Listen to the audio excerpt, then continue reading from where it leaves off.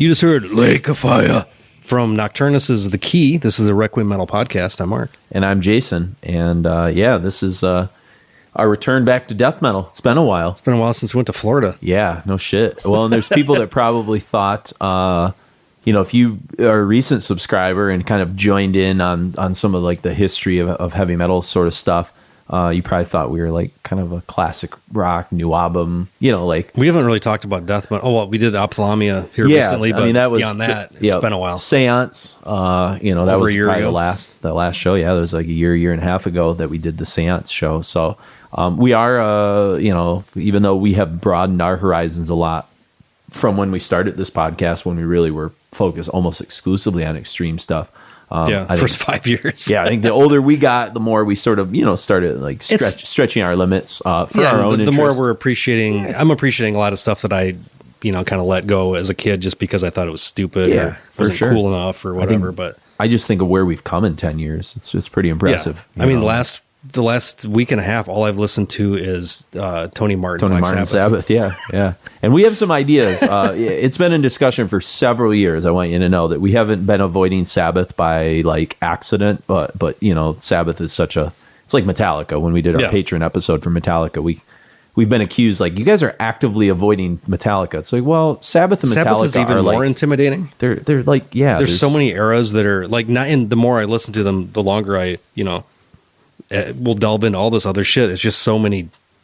Everything. There's no bad era. Yeah. Which is really surprising. Well, there's eras that are better than others. A couple bad albums. Yes. Forbidden and a couple other the one ones. with Glenn Hughes isn't great. Seventh Star isn't great. Well, it was a Iommi solo record, but yeah. Technically, it's still Sabbath. But but all the Martin stuff as a kid, I kind of poo-pooed. But no. Well, yeah, it wasn't Ozzy. Yeah. And then even then, it was like a leap of faith to go from Ozzy to Dio. And then you were like, well, Dio's cool too, so I can like the Dio stuff. But it's not Dio, so it's like, oh. And then Martin's like the longest running singer. He's been there the longest. Since Ozzy, so. But before we get into kind of Nocturnus stuff, I just wanted to acknowledge, some newer Patreons, because I don't know if we mentioned all of these guys in the Ophthalmia show. I can't remember, but Tom Vesley, you upped your Patreon. You originally were $2. You upped it to $5, so we appreciate that. Matt Gorey, Ulf Anderson pledged some money as well. Another Norwegian, Per Anderson. So we have Ulf Anderson and Per Anderson. Any relation? I don't know. I think there's a lot of Andersons together. Yeah. I think there's a lot of Andersons floating around Norway. So we do appreciate, we're up to 35 patrons, which is pretty badass. So if you want to become a patron, definitely check us out on patreon.com, Requiem Metal. And we're also now, we just recorded our third. We do a monthly exclusive patron episode that usually is about 2.5 to 3 hours long. Yeah, it's just us kind of doing some hot takes on some different things. Not a ton of music, but it's more just us kind of taking like a couple of interesting subjects. The one that we just recorded was on recent biopics like Lords of Chaos and The Dirt and some other documentaries for metal and different things like that. So definitely we try to incentivize things a little bit. We're going to try and do something. I don't know if this episode will come out before or after, but we're going to be going to the Death and Beer Fest. What is it called? Metal Beer Fest. Yeah. I mix them all together. It's a festival with beer and all those other things. But we're going to be there hooking up with Chris from Decibel as well. We'll probably, run into Albert. We always do, and some of the Decibel guys as well. And we're going to maybe record something cool there, Patreon-wise. We got some ideas. We're also going to do a pretty cool series with Chris on a scene that he's really aching to, that he got me kind of into a little bit and Mark a little bit.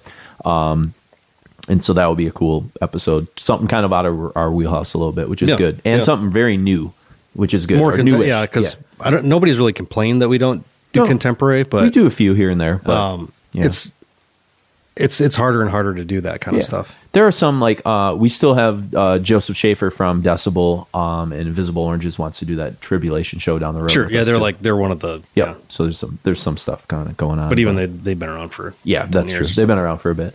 So back to Nocturnus. What you heard there in Lake of Fire, you hear this eerie opening, kind of a premonition that you hadn't really heard in circa 1990, right? Is when this record comes out? I think so, yeah. I think it's 90. You hadn't really heard something like that in extreme music. It's very mood setting. Then all of a sudden this orgy of guitars, sort of Slayerish in some regards, but also some Trey The shredding is shredding pretty morbid nuts. stuff. Yeah, it is 90. Sorry. And all of a sudden, the sci-fi keyboard line starts to permeate the music underneath everything. While By the he's mighty shredding Louis things. Panzer. Yeah, Louis Panzer. And if any of you have watched, well, God, what was the episode? Was it 150 that we did the Hard and Heavy? 150, 152, I think it was. Okay, I might have even had some clips of Mike Browning and Louis Panzer talking about the logistics of thrashing with a keyboard on, but also just like the sci-fi aspects. Yeah, they were the keyboard at that point in time was. And death metal was not a thing. No, you had outside of maybe an opening intro kind of thing. Well, like what I was kind of looking at from Louis Panzer's standpoint is like, and by the way, we'll get back maybe to Lake of Fire in a second, but Lake of Fire might be like the most kick-ass song on this whole record. It's kind of their calling card. Yeah. I just watched a video of them. I fucking missed them. They played at the Sanctuary, which is like 4 blocks from my house. Jesus Christ, really? There's a reformed version. It's called. But Mike Browning's not in it anymore. No, Mike Browning is in it. Oh, he is? This is Nocturnus AD. Is his version, and he's basically his new record. I forget what it's called. I've listened to 2 tracks, and it's good. It's picking up where the key left off. Because Thresholds, he doesn't sing on. Thresholds, he's kicked out of the band, dude.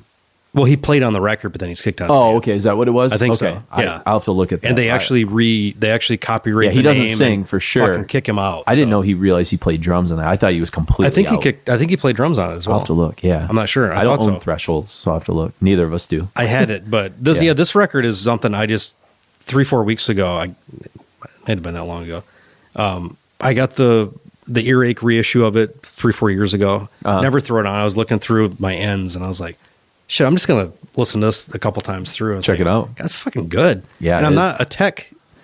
Yeah, Mark's not the tech metal guy that I am. But also, this kind of tech isn't as. There's lots of changes and stuff, but it's not as like. Very thrashy, though, too. Yes. Yeah. Lots of palm muting, lots of like, muted arpeggio shit. There's stuff that sounds like Sentenced and Emperor, and like it's not completely overblown. Well, I think the 2 guys that we want to point out, we'll talk about Mike Browning and kind of him coming out of.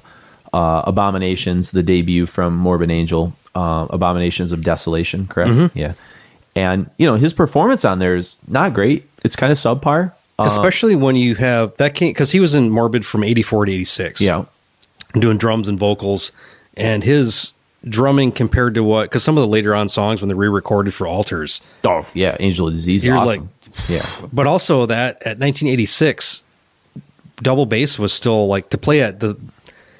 Pete was he was a fucking alien, sure. Really. Like nobody could play outside like of Hoagland and Lombardo in 86, there wasn't really many that were doing anything like pushing the drum limits within metal that much. I mean, you had Napalm and Repulsion, which we talked a little bit about in other shows, But they weren't, it was more punky. It wasn't as refined, I guess, as like Hoagland and some of those other guys were.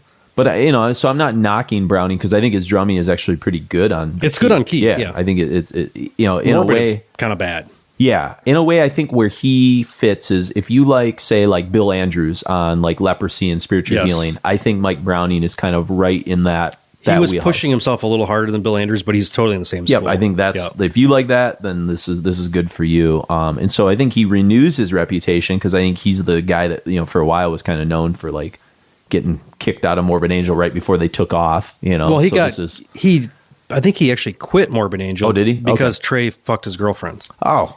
That's what the internet told me. Nice. And the internet doesn't lie, so I like that But story. then later on, the internet says that based on the friendship of Trey and Mike, that's how he got signed to Earache. Oh. So maybe he initially quit out of protest, but then eventually healed enough. But by then it was better for everybody else. Yeah. Well, yeah, Pete's the guy. Yeah. Pete needed to be in Morbid Angel. Yeah. that was kind of a match made in heaven. Vincent is a much better vocalist. Yep. But I think Browning probably had more contributions to some of that early Morbid stuff than people would want to give him that's for. True. Because I hear it in a lot of other. You can hear some Morbid-y kind of stuff throughout this record that has the spirit of some of Trey's ideas. Maybe not as simpler abstract stuff. as what Trey was doing. Yeah. But I think it goes without saying that we need to announce to me there's 2 MVPs on this record. Yeah.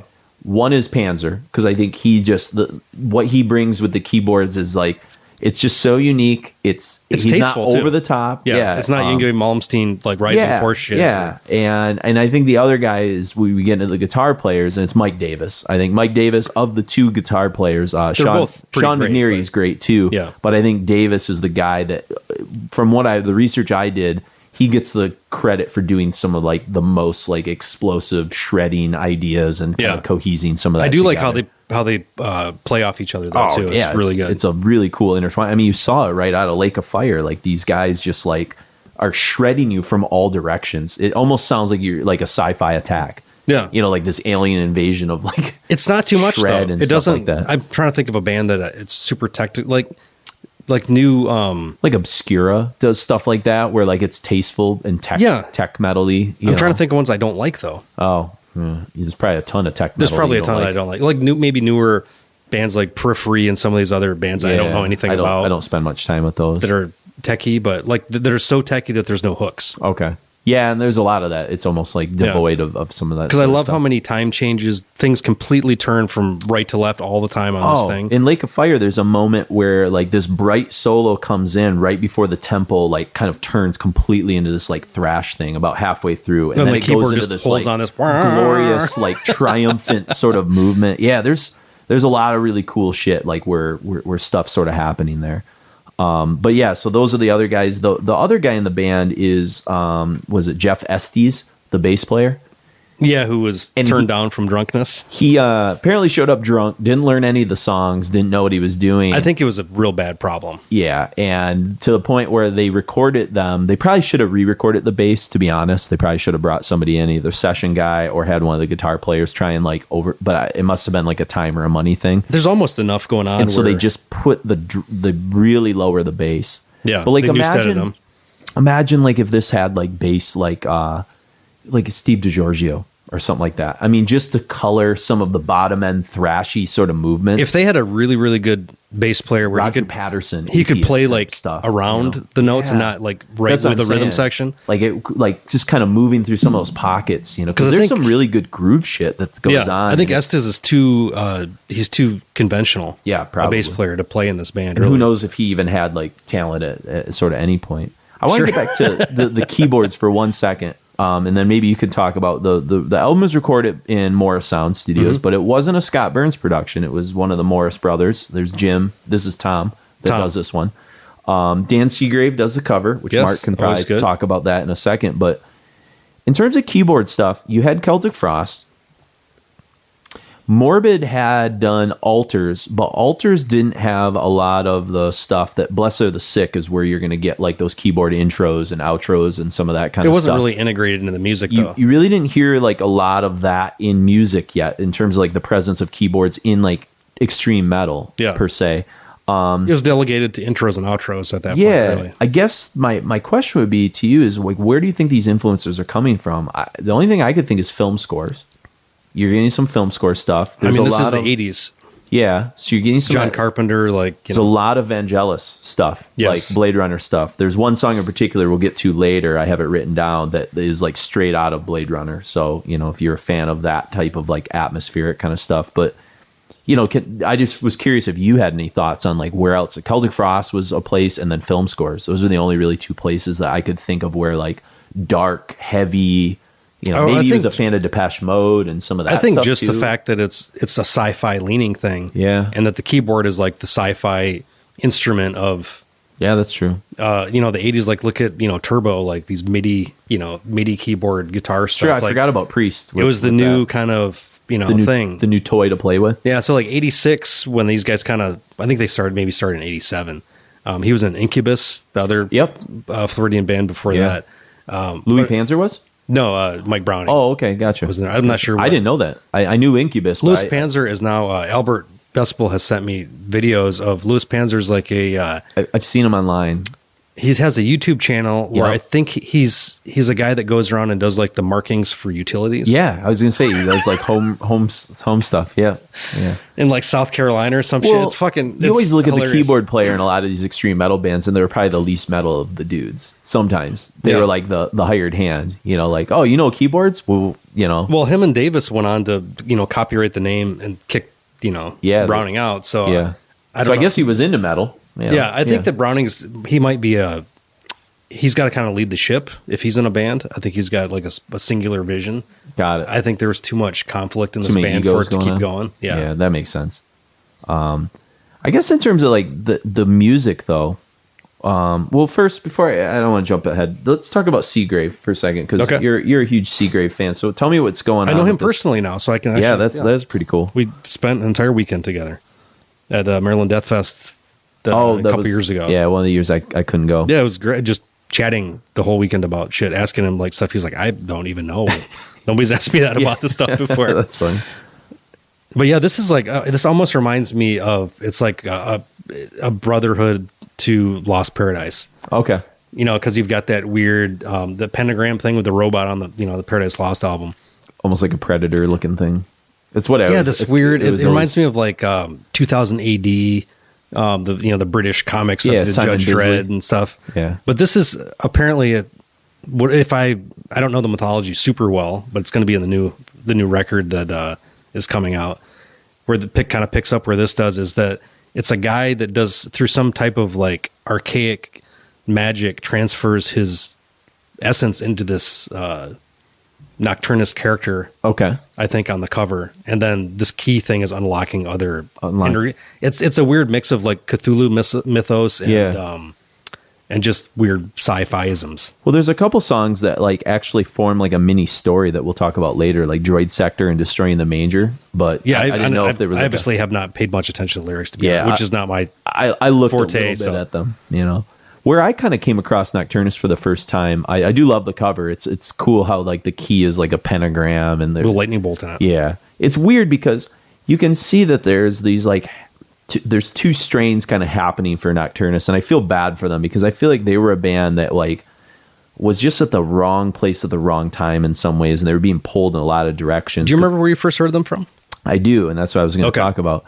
But I think like what's interesting is like, they're pulled in the sci-fi direction because I think that's where they're interested, but there's still like trappings of like quasi death metal, gore, Satan. It's like sprinkled throughout, but I don't know how like honest it is. I think they're trying to set themselves apart by doing this. Yeah. So I don't know how fully fleshed out the idea really was. Yeah, I think they were like caught in two worlds in some ways. Yeah. I know where I heard them, and I'm and it's funny because I always put Nocturnus in the same for like a little while. They were on like an equal pedestal with like Morbid Angel, Carcass, all of those bands, because they were on Earache, the Grind Crusher tape. Oh, that's right. Yeah, they were. And so when I got that tape, they opened for Bolt Thrower on that tour. Bolt Thrower, Carcass, Entombed, Nocturnus, Morbid Angel. Those bands were all on that Grind Crusher, and I listened to that Grind Crusher and it was like two songs from every band. Mm-hmm. So it was like Maze of Torment and Chapel of the Ghouls. And I just fucking killed those two songs. And it was like, I can't remember what two songs off Left Hand Path it were, but it was like Left Hand Path and like Evil In or something. No, Evil In was on Clandestine. Oh, that's right. God, it was like track 4, like, Supposed to Rot. No, maybe it was 6. When, if I had Left Hand Path in front of me, I could tell you exactly what it was. But like these songs were like etched in my memory. I don't even know if Godflesh was on there too. Street Cleaner. It might have been two songs from that. But it was Confessor on there too. Confessor might have been on there. Yeah. Confessor were the two songs that Confessor didn't sit with me right away because I've got the LP version and Nocturnus isn't on there. Isn't okay? Maybe it was the Gods of Grind. Or Grind that's Crusher. What it is. Is that what it was? I think so. I had both Grind. of those, and I listened to those two compilations constantly because I had a tape player in my truck. Yeah, and so like when I got a hold of them, that was like a gateway into like some of that death metal, and so it was BCAD and Lake of Fire. Okay, so like those two songs were like the only two Nocturnus songs I knew for like a really long time. So I love Lake of Fire because it just reminds me of that nostalgia of like going from like Carcass to like just one fucking awesome band after another. So yeah, it had to be the Gods of Grind. Were they on the Gods of Grind tour? Well, or was that just they were on the tour, or was that just a weird comp? Because I remember the thing I remember most about them is their interview segments. So I think I'm more visual, so I remember the visual shit more. Yeah, is the hard and heavy thing. Yeah, but I think we listened to them before that. But I think I didn't like them as much after that because they seemed like dorks. And they probably were. Compared to if you see everybody else on that, like they're all like tough guys. Entombed is fucking mysterious. Like Carcass are these like militant vegans. Yep. And like everybody else, and like Paradise Lost is Dave like Vincent's talking about Satanism, and you're like intrigued. You're like, whoa, there's a mythos there. Yeah, Satanism at the Ponderosa or whatever. Like taking what you want on the street. Like everybody had something interesting to say, except for these guys. Who was like, we got keyboards in our music. Like it's cool. It's like, oh man. Yeah, I feel like I said, they're wrong place, wrong time. I think if they had emerged, I don't know. Like, I think what makes the key really endearing is that it did come out in 1990. Mm-hmm. You know, would they have maybe been more popular, more appreciated if they came out in like 2003 or 2004 when like more of like that obscura gore guts like tech death revival was happening? I don't think they're they're not as technical as those guys. Yeah, they're much more based in sort of like technicality was about death metal and thrash time changes and extra riffs than like being super proficient. Yeah, I think what you're getting is a barrage of sound, and that's not technical. Yeah, I think you're getting like, you know, in some ways these like riffs coming out at you from everywhere, but like the drumming's not that technical. The bass playing certainly is. We just already talked about. If you like Rototoms, man, this is your fucking album. But. Yeah, there you go. You know, so. But also, you know, having I like the dynamic of a drumming singer. Yeah, that's pretty cool. With Autopsy, King Folly, Deceased. Yeah. Seeing them, that was always good. But that was like a novelty, I guess, to the whole thing. Chris Cornell in the early years of Soundgarden was a singing drummer. Yep, indeed. So I guess like where these guys musically sort of are coming from, like I already mentioned, like Leprosy, Spiritual Healing, like all of that stuff is definitely like the essence of Florida. They're more of that thrash kind of ilk. Like, you know, even Death, I think, really comes out of thrash more than absolutely, than true death metal. I don't know who the first true fucking death metal. I mean, I hear a lot of Possessed with some of the things that they're doing here too. Slayerisms, Possessed is also very thrash. Like thrash death. They're just sort of pushing at that. But in terms of like the guitar stuff, where I hear that going, besides Trey from Morbid Angel, is two bands I point out to Mark. One is Coroner. Mm-hmm. If you're not familiar with Coroner, listen to the song Absorbed from Punishment for Decadence, which came out 2 years before this record. And just that song alone, you can hear the way they approached like throwing a lot of like leads and guitars kind of crossing at each other. I mean, Slayer clearly does it. But Slayer's doing like a lot of dive bomb shit, and it's not like super. This is like scales and arpeggios. Yeah, it's more. This is a little more technical. This is like a guy that works at a guitar store that's shredding all day. Shrapnel Records. It's Mike Varney and those kind of guys doing that. And then the other band, and I was re-looking at Choosing Death to see if Albert talked about Nocturnus, and I couldn't find anything on Nocturnus in there. But he did say that the debt that those guys owed to all those Florida bands, even though these two bands weren't death metal bands, all loved Sabotage and Nasty Savage because they were Florida bands that had kind of become semi-successful. And they were all DIY. Yeah, and they were all like super nice to everybody. Like, hey, come play our show, come do our thing. And Nasty Savage in particular is a band I've been really getting into like the last year. But Indulgence and then the EP Abstract Reality, which I believe is like 87, 88, there's a lot of really amazing guitar stuff going on there. And it's thrash, but it's like pushed. It's two lead guys at the same time. I think Corner had two lead guys as well. And so you can see a little bit of the model there for maybe like what Mike Browning wanted to do maybe with Nocturnus is coming out of some of those kind of bands. I feel like this band was, if they were left to their own devices, they would have just been a straight, really good thrash band. Mm-hmm. But I think they wanted to push themselves into a different, like Mike was obviously more of like, he's coming out of death metal. He's coming out of death metal. Yeah. It's like this thing that's kind of up on its rise, and these are on the rise, and these guys it seemed like death metal was the in thing. Thrash was like old hat. Yeah. So these like really talented, I mean, just look at the fucking picture of these guys. Yeah.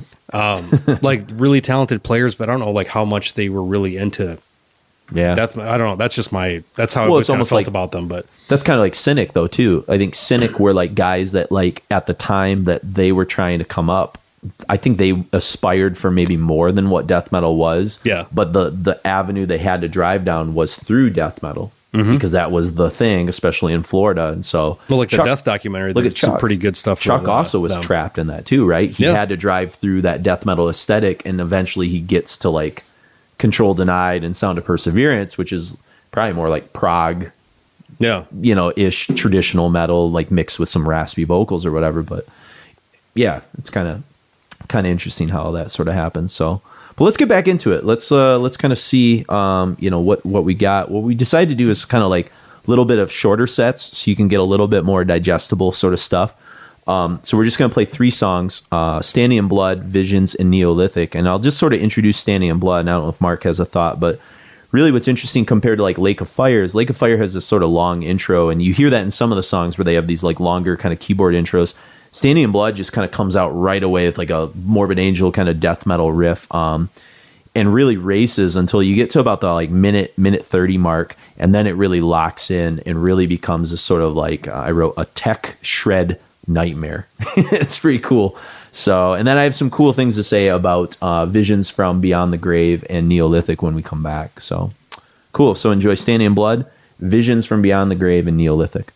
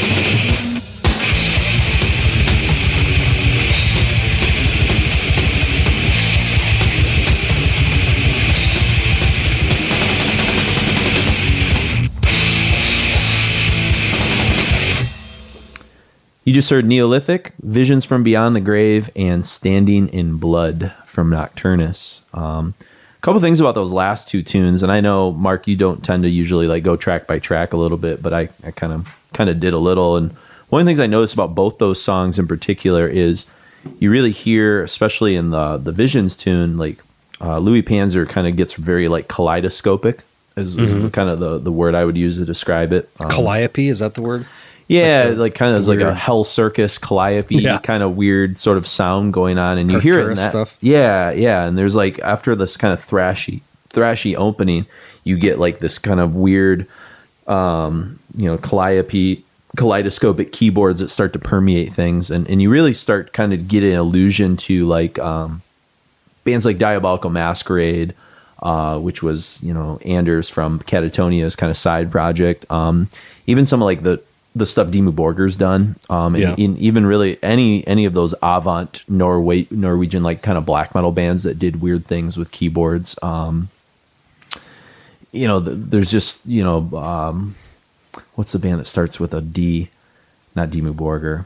Dodheimsgard or something? Yeah, like Dodheimsgard or any of those sort of bands that did like weird kind of stuff with like keys that were like kind of out of the ordinary, not just for like Emperor kind of choral effect or something like that, so you kind of hear some of the beginning parts of those ideas, and I don't know if those bands would have been listening to any of this to gain any inspiration. We hear a lot of like stuff that future Norwegian bands will like play upon in a lot of what Nocturnus is doing. Do you think that there was a crossover there? I mean, they're an earache band, so like they're in the... I don't know, Nocturnus doesn't really seem to have a whole lot of... They didn't seem like they were very avant-garde. No, I agree. They seemed a little... I don't know if they'd really have a whole lot of... I just didn't know if they inspired an idea in some of those bands to like nurture something with keyboards. Because even like Dodheimsgard didn't start off avant-garde. They started more like traditional black metal and evolved into it, Dimmu didn't start that way either and kind of got there by the time you get to Enthrone, I think these guys might have been thrown more into like the atheist camp. Okay. Where like they were doing interesting stuff, but I don't know how much like reach they really had overseas or anything. Yeah. I think they were more of like kind of niche-y a little. Yeah, I think it was more like a US band. They're interesting for US people, but not necessarily I don't remember hearing much about them, to be honest. Yeah, it's a weird part. Like I said, I look in like Choosing Death and like they're not talked about there. Yeah. It's hard to find like... There's not big personalities in the band. They didn't really... They have kind of a novel... They're a novel footnote in death metal's history, really. Yeah. Like they're the death metal band that used keyboards a lot. Well, and you even told me like Browning didn't see any of this money, and yet they sold like 70,000 copies. Yeah, for the key, apparently. There's earache... I don't know how much of that is from the copyright dispute, but he said he hasn't seen a dime of it. That sucks. Which I don't even know how much that is per record. That could be maybe $70,000, but probably not, because they had to have some upfront costs for who knows what that, advances and stuff, and like who knows. And like usually earache owns stuff for 20 plus years. Yep.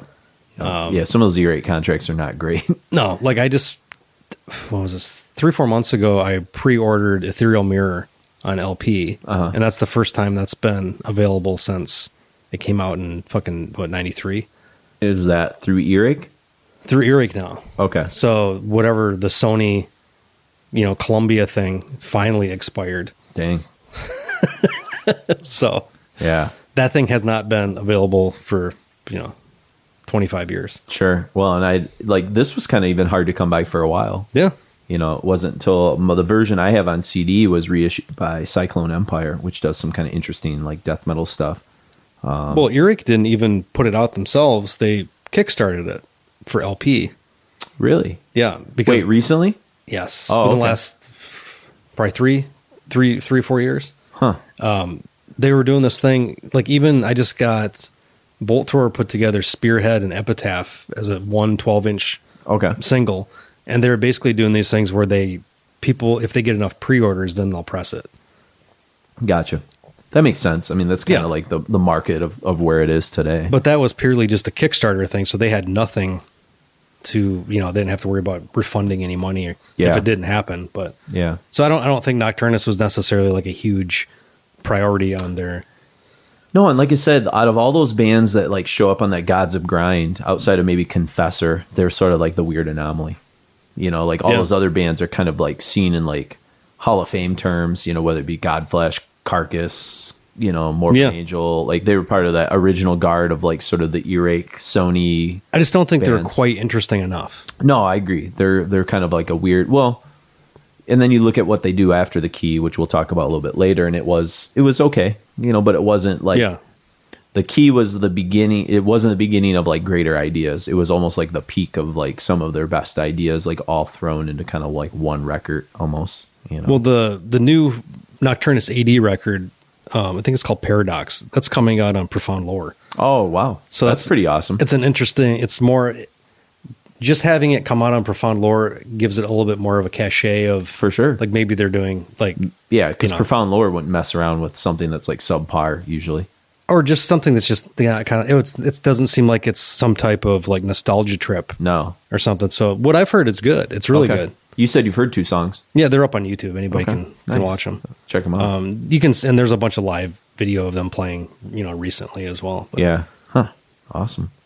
And then the last song we heard, Neolithic, did some other kind of cool keyboard stuff, like right around the 2-minute mark. If you were paying attention, it, almost like a Arcturus-esque kind of stuff that you'll sort of hear a little bit later in Arcturus's career. But some great like iconic kind of Nocturnus riffs, like around the minute mark there too, in Neolithic there. But one of the questions I wanted to ask you guys, or you to speak for you and Chris maybe, and I know you don't always like doing that, but how did you and Chris react when you kind of first encountered Arcturus? Because it seemed like this... Nocturnus? What did I say? Arcturus? Yeah, I was just talking about Arcturus. Yeah. Arcturus, they're okay. Yeah, what were your thoughts on Arcturus? But yeah, Nocturnus, and then like kind of, do you think this record kind of alienated people because of like some of the traditional diehard death metal people? Like, how did this record like emerge and set with people? Because I wasn't really around in this era, so... Yeah, I mean, from what I can... Jesus, Chris has different memories than we both are. Usually he says something, I say something that's like somewhere in the middle. I think from what actually happened, because memory is such a weird, a weird thing. We were just talking about Citizen Kane, speaking of memory. Rosebud. But I don't ever remember hearing a whole lot of like slagging about them. I remember Thresholds. I don't think that was really met with much fanfare. I think because the most exciting thing for me that I remember is just from the Hard and Heavy video. You got to see this band a little bit. Like I didn't walk away giving a shit about oh god, I'm trying to think of that stupid band, the Christian LA band. I know what you're talking about. Vengeance Rising. Yeah. Like I didn't run out and grab a Vengeance Rising thing. Yeah. So you saw Hard and Heavy first and then got the Key? I think so. Okay. I want to think just that video had such like a pivotal effect on us because we knew Carcass, we knew Entombed. And that made Entombed even more interesting because we didn't see an interview. Yeah. And the video was just like, fuck, this is crazy. You guys, was that the first time you heard Paradise Lost, or had you heard? No, we had Gothic and Lost Paradise at that point. Gotcha. But that was the first time we ever saw like a real interview with them. We've saw pictures and stuff before, but clearly you knew Napalm and Morbid and all that stuff too. So it was just interesting to actually, in today's terms, it's really weird to think that it was novel to see an interview with like a live interview of the band. Yeah. Because it's so pervasive everywhere. Like you could do a live interview of the band on your phone right now and put it up. For sure. But there was like no media. Yeah. And that's what I remember when we did that Hard and Heavy episode with Albert back in the day. What was so unique about Hard and Heavy, it was like this gateway into a world that seemed so fringe. Mm-hmm. And to have that sort of validity and acknowledgement that these bands were part of something and that they were given like a spotlight to be able to like kind of talk about stuff, and that you were getting video clips and all these other things. It just seemed, video and interview. So it was seemed like real. You know? Because we read all kinds of interviews with those bands before, but it's different seeing, like, as soon as you see somebody on a video doing an interview, like if I ever read anything that Fenrez does, his voice is in my head. Like you get that it adds like an extra kind of depth to the experience. But I kind of think of Fenrez talking in front of that chalkboard, and he gave that whole like. I just watched that until I listened to it not too long ago again. It was great. When he was much more guarded than he is now, which the extent of that Until Light Takes Us was.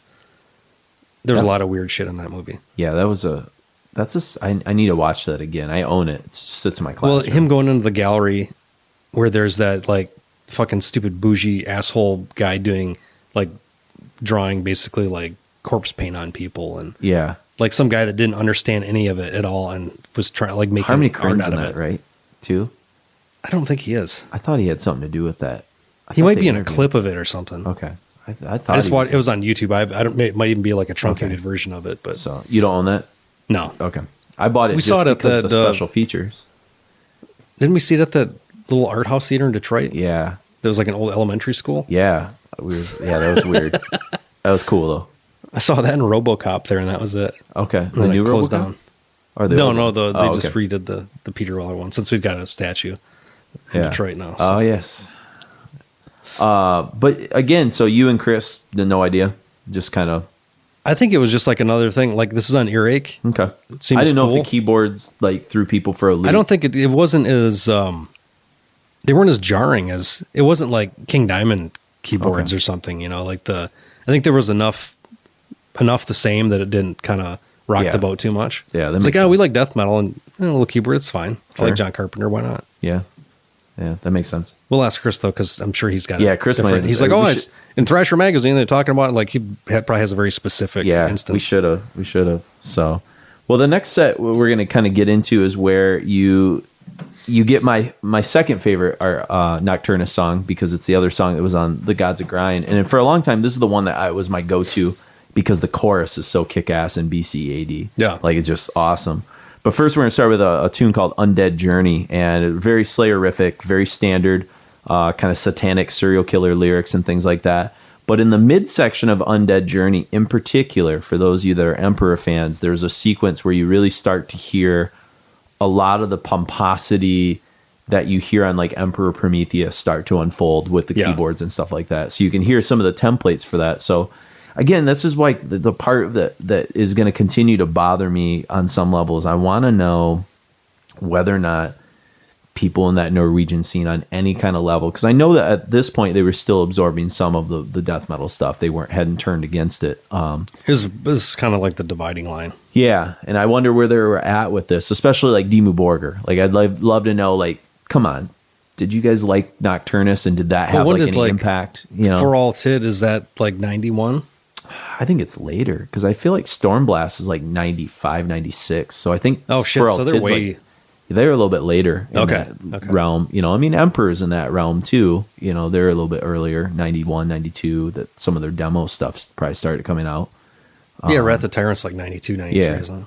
So I just like I said, I have no idea. And I could be completely off the mark, and they were probably drawing influence from other weird shit too. But it just seems odd that I can hear things that like sound like Dimmu Borgir and Emperor, like some of those kind of ideas. They're just like almost basic keyboard fundamentals. Yeah, that kind of it's just like, well, when you lay your hands on this, you get this like, whoa, you know, kind of like effect or something. I don't know. I will say that the beginning of Lake of Fire, I've never heard that wah thing in anything else. It was cool. Yeah, there's something special about that song for sure. And then, like I said, from Undead Journey, where you hear that kind of Emperor part, you get this BCAD song. And I'm kind of looking at the lyrics. I know that like on Droid Sector and Destroying the Manger, there's kind of a singular story. That story, I guess, could possibly get started on BCAD. But I don't know if it does. I'll talk more about Droid Sector in Destroying the Manger. There might just be an overarching sort of like anti-religious kind of theme throughout, which is like what it is. But there's actual, the same like chorus chants are in Destroying the Manger and Droid Sector. So I feel like there's got to be some kind of, I don't know, some bridge there. Some bridge kind of going on there. But in BCAD, you get some awesome sort of like sing-along chorus stuff. There's a really interesting sort of vocal effect that they put on Mike Browning as well. And did you know that the flanger thing they use on like Domination for Morbid Angel? Yeah, it's like a little bit of that. And then the guy that's doing backup vocals on this is Cam Lee, isn't it? It's Cam Lee. Yeah. Okay, yeah. So he's doing some of the nuanced sort of backup vocals, and Cam Lee from Massacre, and also from... He's just on one track, isn't he?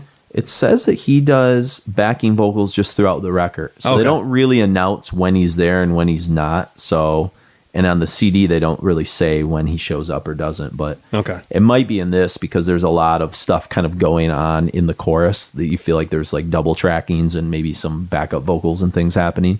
You know, when he's like screaming, "I ruled the land," and you know, all that kind of stuff. It's pretty sweet. But what I wrote is you get this really cool like sweeping atmosphere that sort of comes out at the beginning of BCAD, kind of like Lake of Fire, where it kind of opens with some of that. You even hear kind of like wind blowing and stuff. And then you get this killer, I would call it a bolt thrower riff almost. I mean, it's like an early like Realm of Chaos kind of thing that's just like sort of crushing. And then all the leads kind of start coming in and stuff like that. And you just get these like little nuanced guitar flares all throughout the song. It's, you know, this and Lake of Fire, I guess, are kind of quintessential. Yeah. Like if I was going to show somebody what a Nocturnus song would like be. Fluttering little guitar things. Yeah, there's like little flares kind of coming here and there. And you can sing along with the chorus, which is cool. And that's probably maybe more the thrash aspects of it, you know, that you're getting with that. And then at the very end, you get this really awesome sort of like galloping ending. That's like one of the album highlights for me. It's very triumphant and stuff.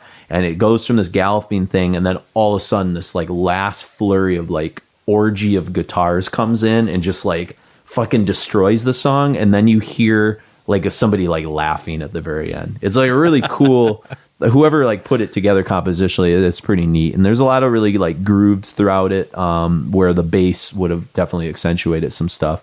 And so we'll do Undead Journey, BCAD, and then we'll end with a tune called Andromeda Strain, and we'll talk about that when we come back.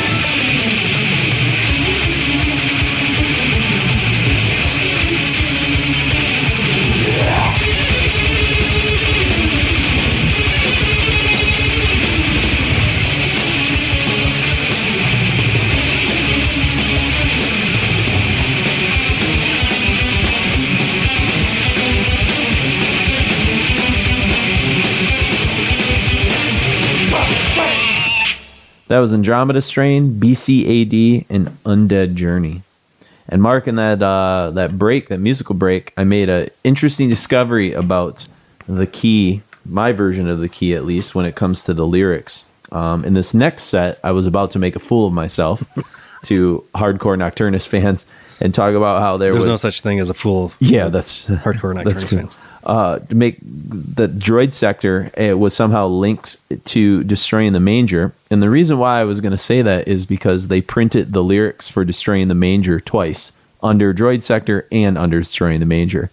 So I was led to believe that they sang both Die by the Sign of the Key in both songs. I was like, oh, that's interesting. They're really linking the two songs. And then I looked a little bit closer and realized, hey, the opening line's the same. That's fucking strange. They just had a bad graphic designer. Yeah, bad graphic designer. So come on, edit this stuff, guys. I looked at the lyrics to Droid Sector, which is the song we're going to kick off the next thing. And that's really like just a sci-fi, exactly what you would think a song called Droid Sector is about, which I thought was weird. That's the one that sounds the most like Sentence to me. Is it? Yeah. That's got some killer kind of stuff. It's just nonstop, like back and forth, like flurry of notes. For sure. And you get that in the song we just heard too, Andromeda Strain, where, I kind of wrote that song is really like sort of the prototype of like a million different kind of like tech bands, can kind of come out of that. There's a band in particular I was playing for Mark earlier today that I kind of got into, and Chris got into as well, out of Sweden, called Theory and Practice. Mm-hmm. And I hear a lot of Nocturnus kind of influence in them. Techie without being like masturbatory. Yeah. Cryptopsy probably, was aware of Nocturnus, but they're doing their own kind of Canadian version of stuff, probably more influenced by some of the stuff Voivod was doing and some of those kind of bands. More brutality. And they're just way more over the top. But just in terms of some of those kind of weird compositional sort of ideas. But one of the cool things in Andromeda Strain, if you kind of notice for you diehards, is about halfway through, after they do a lot of stop-start kind of hijinks, there's a really cool keyboard part that comes in about the 2:30 mark, and it's super pompous, and it's like Enthroned Darkness Triumphant, Covenant, Nexus Polaris, like all that kind of like 1997, 1998 symphonic black metal that just like was a plague. That Dimmu Borgir song that they ended up using in like 4 or 5 different, like one of the Lord of the Rings trailers used it. Oh yeah. I can't think what the hell the song was, but yeah, was it from Enthroned? I don't even remember now. It might have been. I don't think it was Spellbound by the Devil. I just remember seeing the trailer and I was like, yeah. All right. That was a very strange. That was and it was in like more than one trailer. Yeah, not just for that movie, but for other random movies. It was. Well, it's weird too because like it's kind of like we were talking in our Patreon episode that we recorded earlier about we were talking about Lords of Chaos and how there was a moment where I was watching that movie, and granted I didn't watch it with anyone else, but I had like an out of body experience where I was like, oh my god, there's other people around the planet watching this, like, and they're doing Freezing Moon, like, how fucking weird, like. Just kind of a weird moment where like some of our bizarre beliefs like permeate into like the mainstream pop culture. It's a weird age thing too, because I'm even watching movies now. Most of the time, I'm just like, I hate this. I hate everything that we see in the theater or on TV. Yeah, it's like why does it have to be this? And I don't know if that's. I have to think some of it is the things are just not. It's completely geared for a different mindset. Yeah, it's a generational thing. But there's a certain set of like. Quality criteria that I think kind of like go from silent movies to now. Well, and maybe some of these things will be seen in like a revolutionary light. We just missed the revolution or something like that. I don't know. Maybe we don't want to be part of this revolution. That's the other thing. Like not every movement in evolution is like good. you know what I mean? Usually like, nothing's ever good when you have everything at your fingertips. Yeah. Nothing really great comes out of that. There's no editing. There's no ability to there's no struggle. There's nothing. It's maybe that's it. Yeah. You don't need a battle of 500,000 people in every movie. Mm-hmm. Yeah. Sometimes you just need a guy walking on glass and punching Germans. They could use a little Andromeda Strain to weed out the massive population. So they need a droid battle like what we're about to hear in Droid Sector here coming up. Yeah, watch the prequels. Yeah. The only thing I yeah. Oh, God. Episode 1, man, some good shit going on good there. Droid battles. If you like trade unions and kids love treaties and shit, blockades, gas. Yep. God damn it. in Droid Sector coming up, we talked in the last set a little bit about some of the vocal effects that Mike Brownie was doing on his vocals, and unfortunately, in Droid Sector is the first time like I kind of noticed like a party foul a little bit for me. They do a little too much kind of stuff. That's almost a little overkill kind of. That used to be the bonus track vocal effect. Oh, okay. Like, Dismembered and Entombed would have on like Carnal Leftovers and stuff. It'd always be just this ridiculous over the top vocal effect they didn't use on anything else in the album, but it's like, why not? Let's try it. Yeah. But I guess the sci-fi metal demands it, that you need to be as sci-fi as possible. Yeah. I wonder if like Cynic heard some of this and was like, ooh, we can do some vocoder stuff, or whatever stuff they're going to do on Focus. So, although I like the stuff they do on Focus, it's its own weird Focus was way thing. better when we heard the demo versions where it's just death metal vocals and not fucking vocoder. I like both. I don't know. I just heard one and you can't unhear it. Well, yeah. I like Focus. I don't know. I'm okay with it because I guess I grew up with it like kind of sounding that way. But I wish we would still have that tape because you can get those Cynic demos now. They put out like a box set. Yeah, that has all that stuff released. Hey, Chris wanted to do a show about it actually, and then he kind of because that was real. That was one of those things where there wasn't a whole lot of times we'd get demo stuff and then you'd never blow your mind. Yeah, and then you get the record and you're like, whoa, ugh. Yeah. We were just actually listening to, what was that, those Nocturnus demos called that we were listening to before? It was like Science History or something goofy. Yeah, I'm looking on Spotify again. It's under the Nocturnus demos, but yeah, the Science of Horror. Science of Horror. Is that what it is? Yeah. So those have been kind of put out, and it's kind of interesting to hear some of like the vocal demos are not quite. Mike Brownie's not really going for the gold on some of those demos yet. I don't know. I don't even know what they're recording those things on, or if he's doing the vocals after the fact, so they're like on top and they seem weird. But yeah, it's always interesting to have. Like I've got that Ceremonial Oath, Book of Truth that came out as like a double album. Yeah, it has all this weird demo shit and like every fucking thing they put on it. Like it's nice that we're at that point in like the history of death metal where you can have that kind of like that stuff's a possibility. It's also tough for me, like at this point, to like spend a lot of time with that stuff, though. It's I barely can keep up with like what I want to listen to, let alone like these. It's like a historic thing. If you're like on a tear and you're like, man, I just wish I could listen to more like old Nocturnus. Like, here you go. Here you go. Yeah. Or if you're like a big tape trader back in the day and you wanted to have like better versions of this stuff. I guess the thing that I want is like what you get with like Mark just borrowed a bunch of stuff from me, like movie wise, and it's like. I want more like interviews with the bands. I want more like that kind of stuff. I want more like behind the scenes, like making of or conceptual stuff. Like I'd be more interested in that stuff because that's the history nerd in me. Like I want like more context to like what they were thinking or putting together. Just like written on liner notes, or I don't know, or just like in the studio stuff if they have it. Now, granted, a lot of that stuff they probably don't have from back then because no one was thinking. They just tape over a lot of the stuff too. So it'd be cool, but like. I don't know, like it's always nice to have more context. Like when Fenriz was doing those like commentary albums, that was worth buying.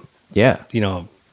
Whatever, Blazing Out of the Sky for, I think he might have went up to Ravishing Grimness, but she had like one disc was the original and the second one was the commentary, and they're always entertaining. Now, I've listened to those before, but I can't remember how he did. Did he just talk over a full mix, or did like the mix go down when they duck out when he was talking a little bit? Kind of like what we talked about maybe doing one time. Yeah, like doing like a commentary over like either a funny record or something like where we would have some humorous asides or something. Yeah, there's times where he has nothing to say. He's just like doing something along with it. He's especially happy with a riff or something. But did I tell you about the thing on Twitter that every time you make a Celtic Frost reference, this Celtic Frost Twitter bot tweets back, "Ugh," back to you? Like it's hilarious. Every time you make a reference of any sort to Tom G. Warrior, it's just ugh. Technology. Yeah, pretty funny. So, anyways, disappointingly, this Droid Sector has nothing to do with killing Jesus. Sad to say for all you going back in time to kill all Jesus. You Kill Jesus fans, but Destroying the Manger, the next song actually does. It's a real cool intro. This is where you get the Blade Runner. The intro to this, it's very Vangelis, dystopian kind of landscape sort of stuff. Then you get this really awesome, like Blessed of the Sick, kind of Morbid Angel riff that just really unleashes. And the chorus has like a big deicide kind of thing going on. Kind of reminds me of Kill the Christian from Destroy the Manger, like that kind of thing.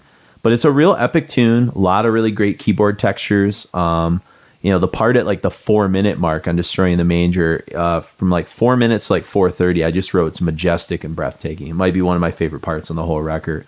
But this is the lyrical story of course, going back in time and killing baby Jesus to change history or whatever. So I don't know why that's like the one. I don't know. I feel like there's worse people to kill, perhaps.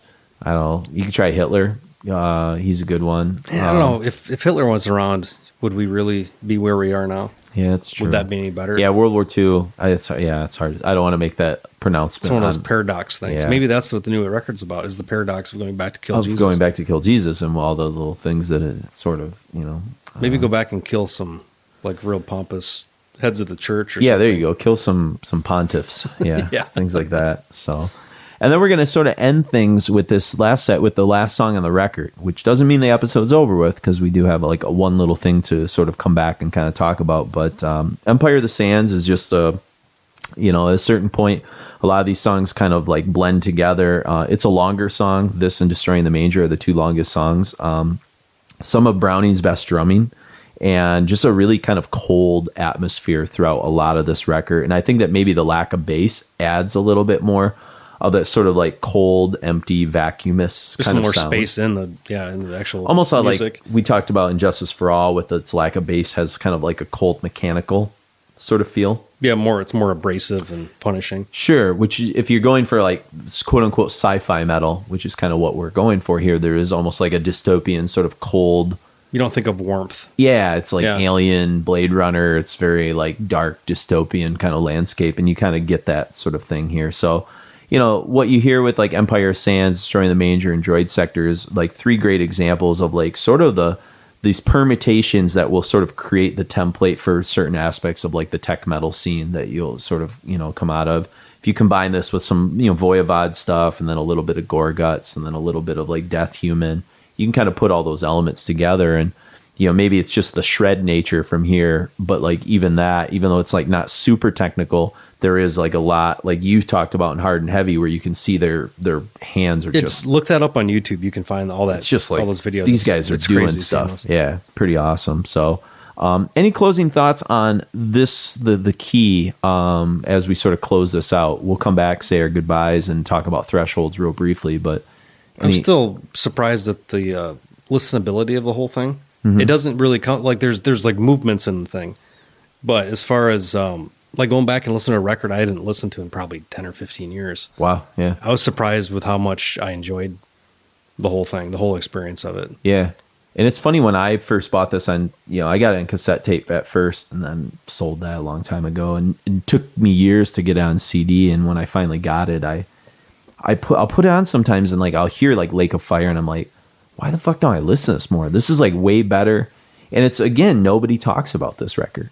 Yeah. It's just so weird. Like it's not like I looked up on Metal Archives and it's got really great reviews. It's not even like a record. They didn't cut it off of the good yet. Yeah. We just made this discovery. Go ahead. Tell them this fun little, well, we were just looking Metal up, Archives is cool, but fun. Yeah, we use Metal Archives and Wikipedia and Discogs all the time for, reference stuff.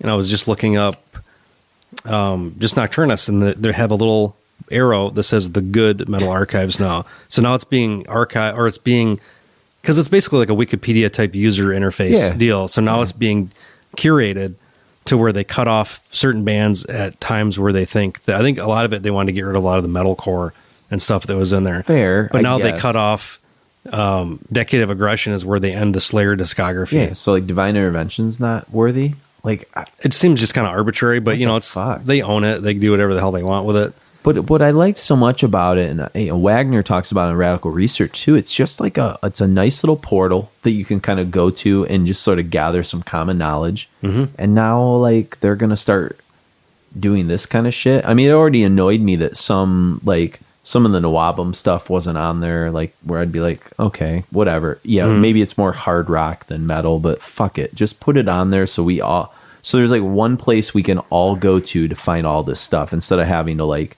oh shit, well, they don't believe that this is metal. So now I got to go to Wikipedia, or I got to go to allmusic.com, or I got to, nobody goes to allmusic.com. I have to go there sometimes just to find like some background information. It sucks. Okay. If there's not much on, there is some stuff that's barely on Wikipedia, even like some obscure, some of the shit I have to do for the History Heavy Metal Countdown. You'd be surprised. It's like Barris of the Bear. So I have to go wherever, but I don't know. It's just kind of annoying. It's just like a pain and like an elitist kind of thing. You know? So I mean, I don't know. Whatever. It's their website. Do whatever. We appreciate it. We don't pay anything for it. So yep, you've helped us through the years, so we're not gonna. It just like seeing that they cut Slayer off right after a decade of regression is just such a okay.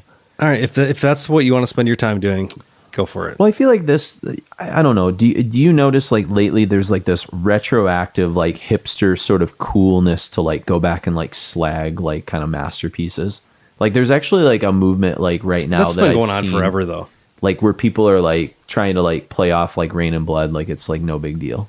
Because we have access to all the information right now. Yeah. Kids that didn't grow up with any of that shit, and you say Slayer Rain and Blood is the fucking best thing ever. Like, no, Darkness Descends is way better than that.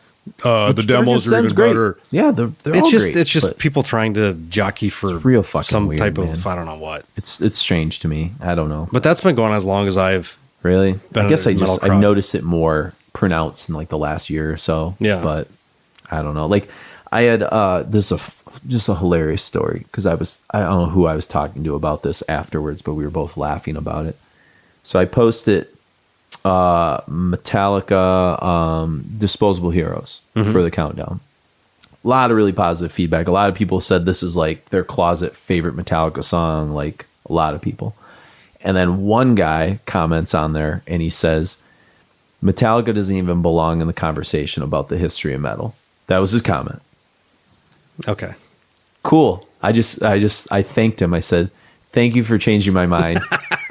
I said, I've been so wrong to think this way for so long, but you've really like opened my eyes. Like, is that what they? I don't even care what you. I don't even like. Deep you down, can they want hate Metallica to you your can't core, deny. but they're part of any story that you tell. Like, yes, you can hate. You can think Ozzy Osbourne's a bumbling fucking idiot, but you still have to deal with his early solo career and Black Sabbath. I can't get around it. You know, like. I'm sorry, like, it pained me to have to put, and God knows I haven't gotten there yet because I'm only up to like 1987 or 1988 or so by the time you guys hear this. But like it pained me to put a couple new metal things in there, but it's part of the fucking story. Like, it's not the story I love, and you might not like the Metallica thread, but like, come on, don't pretend that like, oh, I'm above Metallica's not even a metal band. They're not even heavy enough for me. Like, that guy has no friends. Jesus Christ, dude, this just kills me. So, anyways, let's get back to Nocturnus. We'll wrap things up with the key, and then we'll come back and chat a little bit about what happened to the band afterwards and say our goodbyes. So, we've got Droid Sector, Destroying the Manger, and Empire of Sands.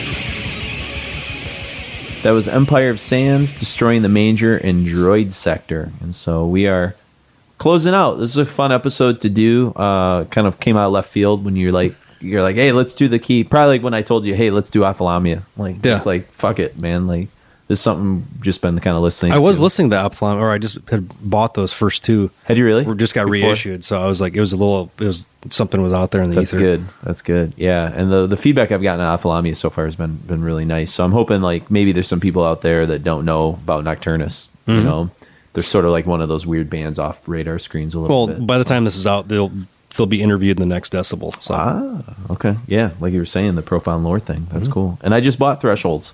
Nice. In between. Yeah. So good old Discogs. There you go. Go to Discogs if you need to buy some of this stuff, as you should. But and sell. Speaking of Thresholds, we were going to end with Thresholds, a song off of it, even though the focus of this was on the Key, their fantastic debut. Thresholds, new vocalist. I forget his name. I know we looked it up at one point. It's probably fine. Yeah, not important. Guy didn't really go on to do anything else. Mike Browning is just reduced to drums. After the recording, he more or less gets pushed out of the band, as we've kind of alluded to and talked about a little. Thresholds it's a little more polished. It's still pretty technical. It's not as like rabidly fierce, and I don't know. I know you probably feel the same way, but there's something about the sort of ferocity of the like shredding and stuff like that really makes it a little more palatable too, I think. Yeah, it gives it charm though too. It's like almost like imperfect, you know. And whereas like Threshold seemed a little bit more like polished and focused, which is fine. Well, and the riffs are like things. That you'll hear on Arctic Crypt or like Exodus. Yeah, which is weird. Yeah, there's some like way more like kind of bombastic thrash kind of like stuff, which is cool, but it's not as like you said, as fierce or going for the throat a little bit. The album works as a whole. There's some songs that are like too noodly. They're like a little too meandering without like a lot of focus, like too many riffs and kind of going on. The midsection in this song, Arctic Curse, or Arctic Crypt, excuse me, really feels like kind of a precursor to some of the stuff that like Opeth or even the aforementioned Theory and Practice or other kind of, bands that will do with the acoustic passages. I think we mentioned the only thing we had heard was like Pestilence. That had done like a lot of stuff like this, Or like Carcass had that ding ding ding ding. Yeah, but that was Necroticism, which this is 92. So yeah, by then, But I mean, that's like barely there, anything, but it's there. Yeah. Yep. Maybe there was another band I was kind of thinking of. Sodom on Agent Orange does like a cool like acoustic sort of thing on some stuff too. Well, I mean, Metallica had been doing it for years before that's that. True. So, classical. You just didn't hear it in like death metal a lot at that point. But yeah, it's more kaleidoscopic keys, the whole 9 yards. So it's a nice little Panzer Davis attack there. Yes, there you go. But yeah, Thresholds is kind of where they're going to end. They do like a 7-inch a year later as the band's kind of fallen apart after they fire Mike Browning. And then they'll put something out with the Ethereal Tombs in 99. And then that's pretty much it for them. They've put out some compilations. They put out something in 2012. What, did they? Okay, yeah, I thought it was just like a I think it might have just been a comp. Yeah, they had the demo compilation that you sort of talked about, and some other things. And so finally... Science of Horror. Yeah, it's kind of interesting now that we're doing this episode, like you said, and now there's going to be finally the first like new Nocturnus since 1999. It was funny because I just put that record on. I hadn't listened to it forever, and then I see Albert contacted you and was like, no, I saw something just online. Oh, okay. And you reached out to Albert to see, right, if you were going to be able to draw going to be a lead. Yeah. He's so like, you could do some cool sci-fi stuff with that. Well, there's lots of shit. Yeah. There's lots of shit that you could do that. He was like, no. So I'm gonna. And Mike Brownie's back in the band now. Yeah, he's running. Well, he's running Nocturnus AD. Okay, so he has the rights to that. Now, are the guitar players on there? No, it's just him and some other dudes, and it's picking up right where this leaves off. Where the key leaves off thematically and everything. So a little sad that's no Mike Davis. I don't know. There's something. What I heard is just I was gonna say nowadays you can find a shred guitar player. Everybody's fucking 15 years old. Exactly, fantastic. But let us know what you thought. Shoot us an email at requiempodcast@gmail.com. Check us out on Facebook, Jason and Mark. Leave us a comment on iTunes. We appreciate that. Aforementioned, if you want to join up with Patreon, go to patreon.com, Requiem Podcast, and you can sign up there and get some special bonus episodes and access to some exclusive content. You could also go to our website, requiemmetal.com, where you can find old episodes. The first 100+ episodes are there. You can find some of Mark's artwork. There are links to some of that kind of stuff. If you want your artwork, grocery bag. Grocery bag. We got T-shirts up there. There's all kind of under merch. Episode. There's all that stuff. You've been selling some freelance stuff though, or trying to. Is there some things like you? There's a bunch. If anybody's interested in any of the Decibel, monthly drawings or whatever, I've got a lot of those. I'm trying to just get rid of to make more space and our ever dwindling house. So, and you're an artist for hire. So if anybody has like a crazy metal project that they want to run past you, that they want to pay me money for it, that'd be great. Yeah. I'd love to do it. We don't do this podcast for charity either, so hook us up. You think we're worth it? Where else are you going to find a Nocturnus and Ophthalmia episode? Just throwing it out there. True. That's not. There might be, but that's pretty rare. I would say, pretty rare. But there might be two. Yeah, they exist somewhere. Well, remember, I was teasing Wagner about the fact that they said on Radical Research, like, who else would ever do a Pyogenesis episode? And I had to remind them, I was like, yeah, we did a while back, actually. So you can check us out on Twitter as well. If you want to, you can go on Facebook and like the Requiem Metal History, or the Requiem History of Heavy Metal page, and that you'll get the daily updates every day that I do when I try and do them daily. Sometimes it's easier said than done. And you can get those as well. So lots of different ways to reach out to us to stay in contact with what we're doing. But we appreciate all your support, and we hope you enjoyed some Nocturnus. So for Arctic Crypt from Thresholds, I am Jason. And I'm Mark. Boom.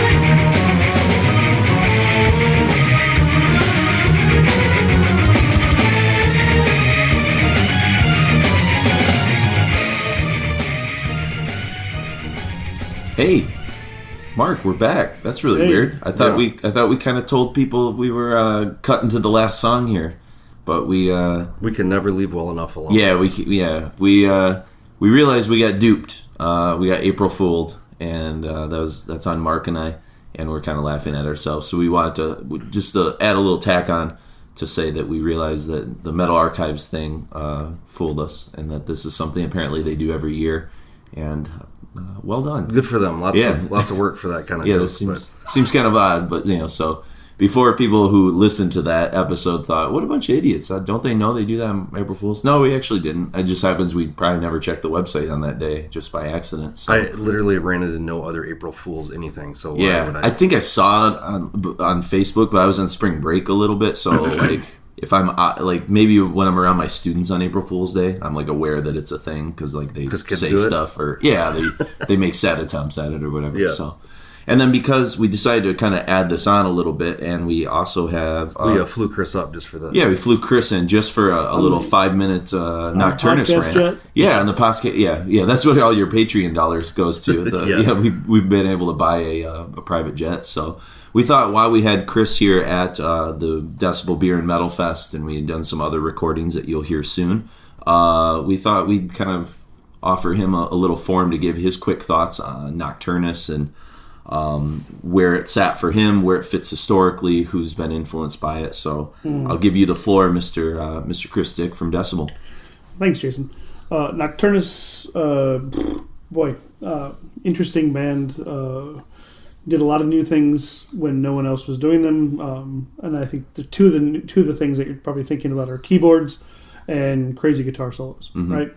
And reading interviews back with the band from like 1990 and 89, they all come from different backgrounds, and they probably, apart from Mike Browning, were probably not death metal guys. Okay. Louis Panzer, the keyboard player, was definitely not a death metal guy. Yeah. And I think you could probably tell that in interviews that he was into extreme metal, but he wasn't a death metal guy, right? He wasn't part of that scene, I think, and they brought him in to enhance what they were trying to go for, which is this sci-fi, sort of sci-fi horror death metal, right? You're sort of mixing sci-fi archetypes with Lovecraftian archetypes and coming up with something new, which I think that's kind of what they were after. Got it. Musically, of course, it was really different for the time because keyboards in death metal was pretty much There's an intro thing. It was an intro thing, exactly right. It was like how to lead into a record with a spooky intro, and then after that, keyboards be damned. Sure. Right. And he was actually playing the keyboards, which is different from just actually hitting like a key or a chord. So there's that element too. He wasn't doing like a Jens Johansson thing. Interacting with he was more of a textural guy, which was kind of interesting. He wasn't like a soloist. Do you think like some of the keyboards? I can't remember because we recorded a few weeks ago. I think we might have brought up like Yngwie Malmsteen and some of the use of keyboards and some of that style of metal, along with some of the guitar flair that Yngwie was obviously doing with some of his stuff. You think that was a huge influence on these guys, or is that just kind of a totally like happy accident that those things kind of exist in space with each other? Or? Yeah, I think those guys were definitely influenced by Malmsteen. Okay. Whether or not they had a totally different way of approaching the guitar, though. Yeah. So I don't know if they were neoclassical so much as that they were more shred. The shred thing. Shred thing. They're more like the Shrapnel Records school versus the sort of the artistic sort of classical or neoclassical take on guitar. Yeah. So that's why you get the crazy wild arpeggios. Sure. And just the crazy solos all over the place that sometimes sound verbose. Sometimes sound really cool. Yeah, for sure. And where was your initial reaction? Because Mark was trying to recall back in the day what you guys kind of thought when this first came out. Was it pretty standard? Nothing out of the ordinary? I mean, if you took the keyboards away, it's pretty standard kind of death thrash. Like it's kind of rooted in Mike's old band Incubus. Yeah. So, yeah, it was. I think the first thing that struck me was the cover art to the key. Because it was like, whoa, this is really satanic. And didn't it remind us of Lost Paradise or something too? Yeah, How it the same kind of thing. The weird biomechanical. The weird like dude on it. Yeah. Biomechanical. I think the Paradise Lost was Duncan Figueredo, and then the key I think is Secret. It's Secret. Yeah, we talked about it a little bit. So, interesting parallels between sort of two robotic figures. You know, one's, according to Paradise Lost, hailing Hitler, which is the joke, you know, obviously. Yeah. And the other one is, you know... I don't think they had much of a choice in that cover. It wasn't just kind of like, here you go. It was, yeah. Or all the early peaceful stuff was just like, here you go.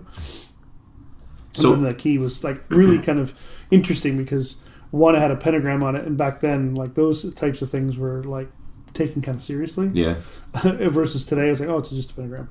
The robots and pentagrams is a weird thing too. Yeah, that was, you know, I don't know if a lot of this was just purely to, you know, set themselves apart. Right. Yeah. So the cover, and then musically, I was like, oh, this is cool, but I mean, it wasn't always very memorable. Yeah. Yeah. It was just different. Sure. So, sure. Was that something that we got that hard and heavy video before? Do you remember the? No, we got that after. We got the key first at Wyatt. Okay. I got the key at Wyatt because it was a slimline. So you're talking about Wyatt Earp Records and Flint. Yeah. It was a Home of Repulsion kind of. It was an import long box where they always it was just a clear with the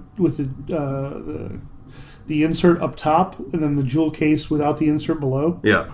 Those are those old import long box quote unquote. Before they did the full artwork and cardboard. Yeah, exactly. Staple. So that's why I remember getting that, and then we got the hard and heavy. Pretty sure, and then Thresholds came out. Yeah, okay. I'm pretty sure that was the cadence. Yeah, because I want to say Hard and Heavy was maybe 91, Thresholds 92, and the key is 90. So that would make sense with that sequence. Yeah, I remember seeing that cover like for a couple of weeks, maybe more than that actually, because it was probably expensive. It was like probably $25. Yeah, because it was an Earache import, and I remember asking either Doug Earp or Al. At Wyatt Earp, like, what do they think about this? And they go, it's on Earache. That's all they said. Yeah. You know, and then here they are standing next to this huge Grind Crusher poster that they wouldn't give up for $1 million. You know. Yeah. Yeah, that was Earache was kind of gold in that era. Yeah, it was almost unbeatable. You know? So I mean, Nocturnus was, you know, they would say the same thing about like Lawnmower Death, but it's on Earache. You know, it's got to be good, right? But Nocturnus were definitely a different thing. Any general reactions from like the press world or in retrospect that you see, like where people were kind of negative on this record or thought it was a little cheesy or something like that? I definitely think they looked at this back then was like WTF. Yeah. You know, like what is this thing? Then you look at the back, I think either the back cover or the inside cover, and they're kind of like dressed in leather jackets and they look like they're, you know. Mark kind of talked about how they looked a little kind of goofy. Yeah. You know? They looked a bit like glammed up a little bit. Yeah. You know, for death metal. Knuckleheaded. For death metal, you know, where usually you're just sitting in a t-shirt and ripped jeans in a graveyard. You know. And Mike Browning had that kind of poofy hair and then I mean they looked like they had been sort of manicured a little bit. Yeah. So which kind of fit the sci-fi thing, you know, because it looked professional. It didn't look like, you know, just a bunch of schmoes. Yeah. But at the same time you're like, there's a pretense there that you're kind of like uncertain about. Yeah. And then where do you see, because this is where I kind of was interested, you mentioned some of the influence that the Nocturnus has had on like some of the bands that we're kind of more currently into. So yeah. After the fact, now everyone thinks the key is legendary. You know, it's like, okay, you didn't think that at the time. But I was recently talking to Richard Cabeza from Dismember, the re-resurrected Dismember, and then Unanimated. And he was telling me, like, Nocturnus was a huge influence on Unanimated to use keyboards. Because at the time, like I said, keyboards were kind of considered like a prog rock thing. Yeah. Or something that 80s was synthwave or something. Yeah, anti to death metal. Yeah. Or Europe Final Countdown, where it was almost like... glam metal? Yeah, I guess so. But I think they were thinking more about it in the Jens Johansson kind of capacity versus, say, in a textural component. So he was like, all the keyboard stuff in Unanimated was pretty much a direct inspiration from Nocturnus. So, do you hear it in other bands besides Unanimated? Like once that seed was planted in your brain? It's hard to tell now, but I can keyboards are just such a pervasive thing in metal now that it whether it's doing textural stuff or soloing stuff or both. I mean, Nocturnus definitely paved the way for that instrument to be accepted in the style. Yeah. We were trying to guess as to whether or not any of the black metal bands cared anything about what Nocturnus was doing. I mean, they seem so anti-death metal that it wouldn't have like permeated into that scene, but you didn't hear a lot of keyboards in black metal until after, so I didn't know. A little bit of it, maybe Fenrez was probably keying off it as well. I mean, he was a keyboard guy anyway. he did his Neptune Towers thing, which is inspired by Klaus Schultze and the sort of the more keyboard oriented kraut. Sure, and Klaus Schultze was from Tangerine Dream, right? What's that? He was from Tangerine Dream, correct? No. Klaus Schultze? No. Schultze? I mean, maybe early on he was. I thought he was part of somebody. Early on, yeah. But he was, he inspired all that. Kraftwerk. I can't remember. He came from some band before he went solo. All right, we gotta look it up now. All right. You don't want to be too. I know. But it was just kind of a thought that Mark and I were kind of talking about. Is because people have come around on this record and sort of have started to put it more on a pedestal, whereas like back in I think the mid '90s it was a little more dismissed. Just whether or not it like who it influenced and who like now kind of would claim. And when you said unanimated, I was like, "Ooh, that's an interesting, door opening." Yeah, because I don't hear it, but I understand why. How they could, influence but not like a direct. I mean, maybe Dark Tranquility, in some ways, like they started adding keyboards a little bit later in their career, but that's more textural. It's not To me, I think Dark Tranquility is kind of coming from a different angle. Maybe less Nocturnus. Excuse me, maybe more Depeche Mode. Oh, yeah, I could do that. Yeah, because there's definitely the goth kind of overtones and stuff. So Klaus Schultze was in Tangerine Dream for 1 year. That's right. Asherah Temple for 1 year, and then Cosmic Jokers. Okay, got it. For some reason, I just remember Mike pointing that out, our old record store manager. So yeah. All right, well, cool. We just, like I said, wanted to zoom in real quick before we get to our final song from Thresholds, and so we're not going to say our goodbyes because we already did that previous, but. Thank you, Chris, for flying in on the Requiem jet and doing this little Talkset for us. I got some peanuts with it, so there you go. Yeah. And Cheez-It snacks as well. I mean, we're not cheap, So, all right, enjoy Thresholds.